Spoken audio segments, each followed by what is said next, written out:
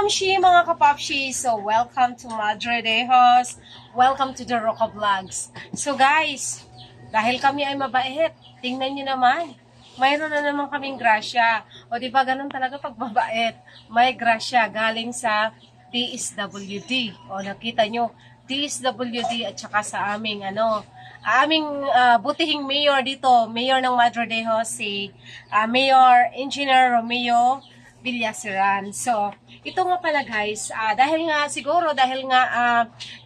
parang ang alam ko lang ganito ata dito kapag medyo hindi maganda ang panahon, namimigay sila ng sa pamumuno ng DSWD. So, ito pala yung laman ng isang box. So, bawat pamilya, bawat tao na nakalista is yung mayroong isang karton. So, ang laman pala ng isang karton is isang ganitong bigas. Hindi ko alam kung ilan to. 3 kilo ba to?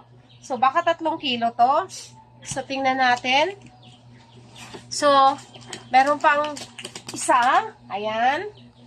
Ano pa ba? So, mayroong 4 na kape. Merong 4 na Milo. Merong 4 na corned beef. Merong 4 na flakes in oil, 5-5 tuna. At meron tong 2 sardinas na kinuha na ng aking tatay.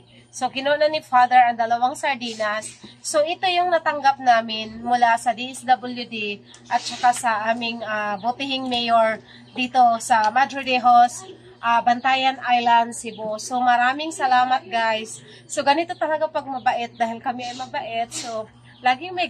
So, thank you DSWD at saka sa aming butihing mayor ng Madre Dejos, Bantayan Island. So, sana sa uulitin meron pang meron pang darating na grasya. At ito na, tinikman ko na yung masarap na coffee ng Sana All, Sunmig. So, tinikman ko na, masarap siya. So, thank you.